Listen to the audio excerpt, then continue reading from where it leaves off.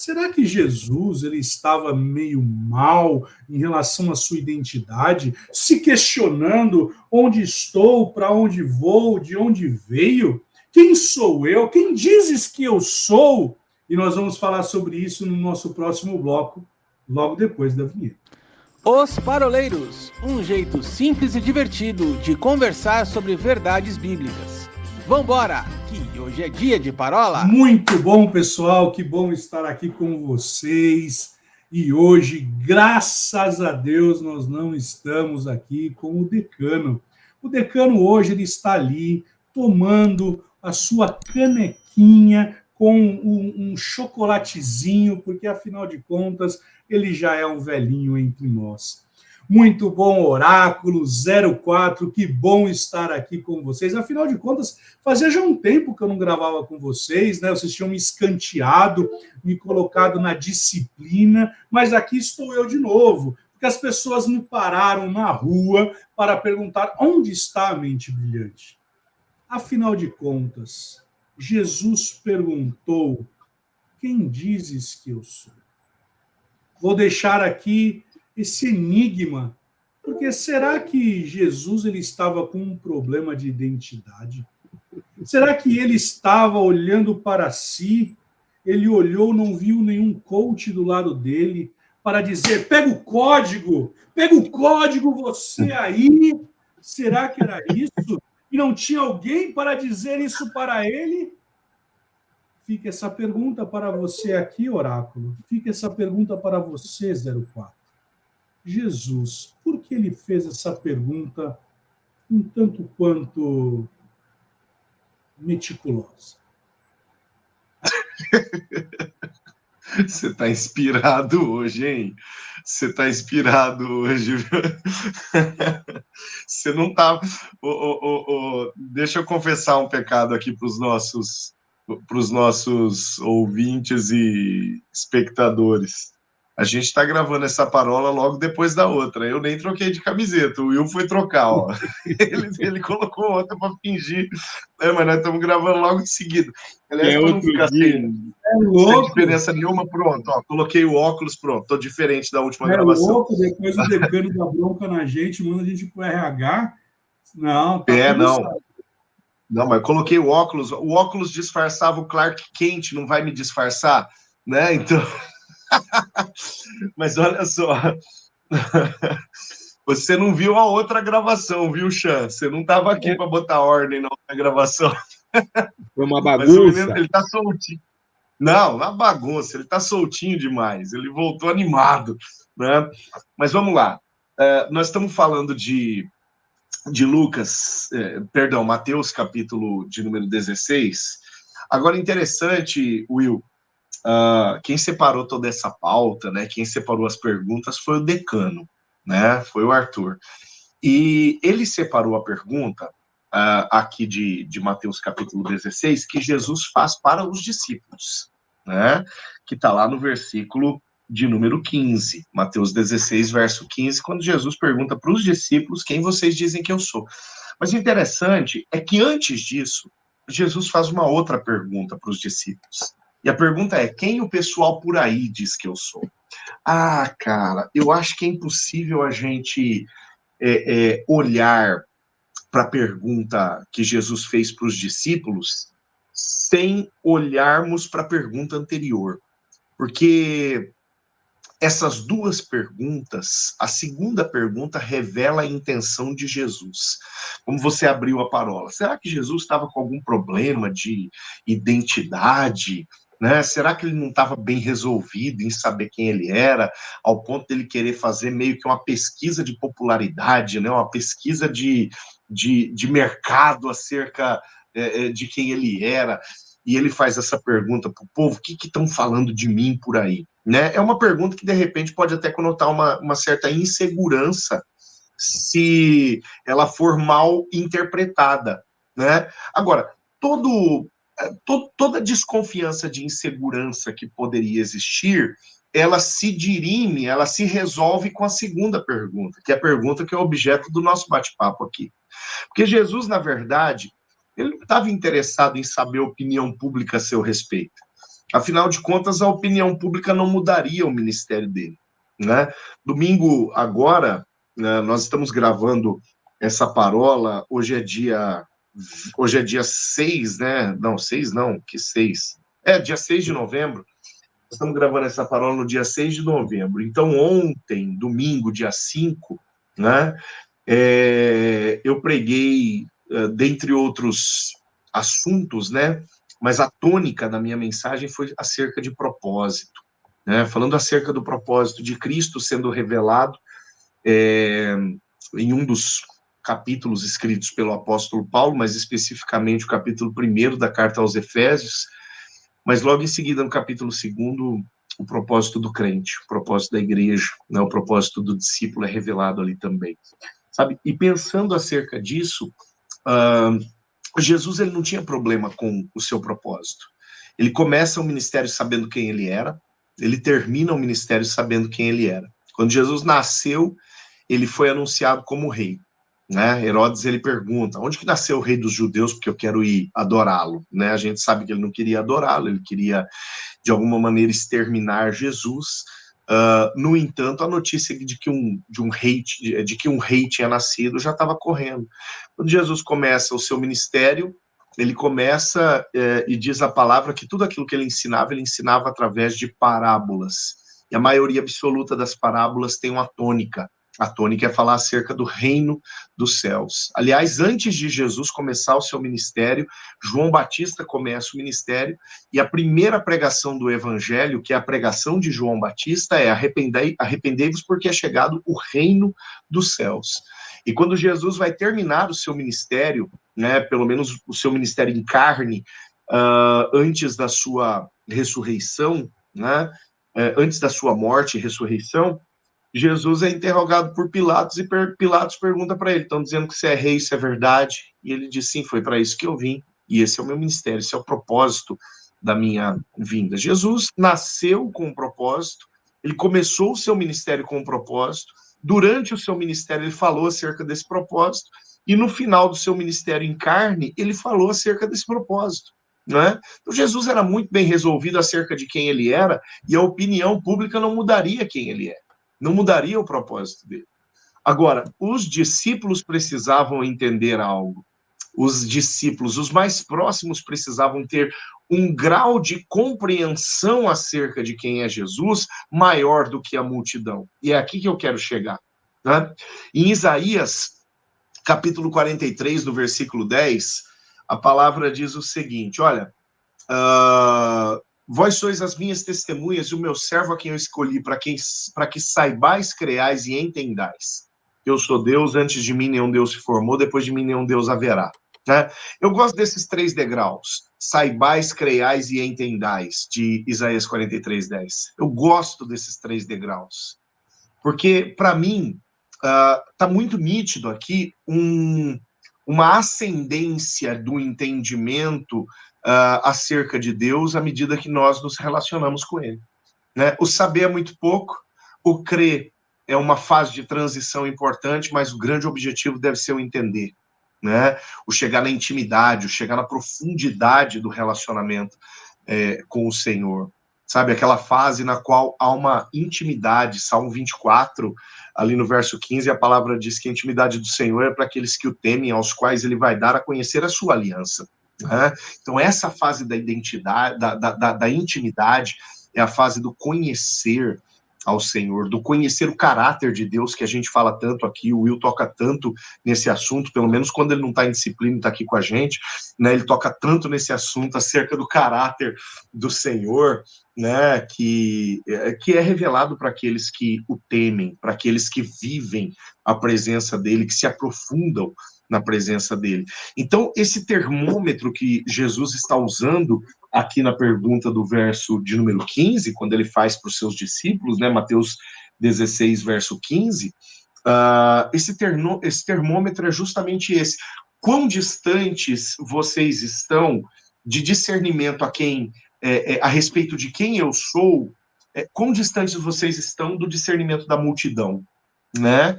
E vamos trazer isso agora. Eu sei que o nosso segundo bloco geralmente é um bloco prático, mas quem sabe eu já deixo uma bola rolando aqui para o próximo bloco.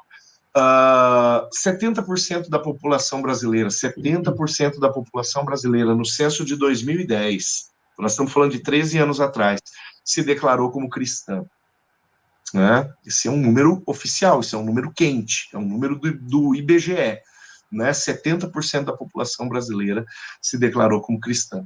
Agora, para pensar, que tipo de cristãos nós temos em uma população com os valores, tá? Eu não vou nem tocar em pontos desses valores para não ser polêmico aqui, mas com os valores que nós temos e vemos e enxergamos nos mais amplos espectros da sociedade.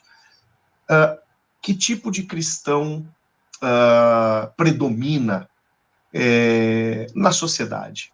O cristão que sabe, o que crê, ou o que entende quem é Deus. Né?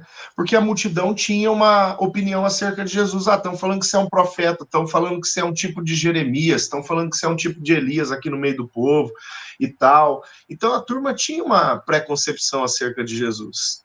Mas Jesus, ele esperava algo diferente daqueles que viviam com ele.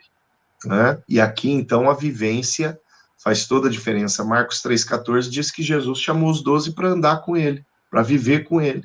Né? E o viver levou essa turma a discernir de uma forma muito mais complexa do que a multidão discernia quem era Jesus. Vou só corroborar um pouquinho aí com o que o Paulinho falou, porque realmente, né, Jesus não tinha problema algum com a identidade dele, porque desde os 12 ele já sabia quem ele era.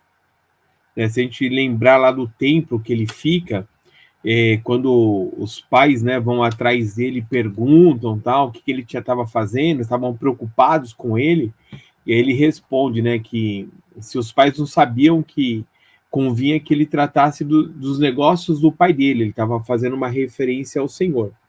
No início do seu ministério, quando ele é enviado, né, pelo Espírito impelido pelo Espírito para ir no deserto, a mesma coisa, ele acabou de ouvir Deus o chamá-lo de filho, né, a quem dava prazer, e aí a primeira coisa que o diabo pergunta para ele, se tu és o filho de Deus, né, transforma esses pães em pedras. Então, assim, o problema realmente não era esse, mas era para saber se os discípulos, que para mim também é isso aí, Paulinho, se os discípulos já estavam identificando ele como Messias. Porque eu estava lendo também o texto um pouquinho antes, e Jesus tinha falado para eles tomarem cuidado com o fermento dos fariseus, né, e dos saduceus. Então ele estava alertando, né, toma cuidado aqui com a doutrina desse grupo, desses dois grupos religiosos, né?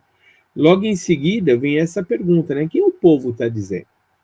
E aí, quando você vai para Lucas, ele está usando nesse mesmo texto, nessa mesma história, ele está usando o termo multidão. O que é a multidão? O que esses 70% dos brasileiros estão dizendo que é Jesus?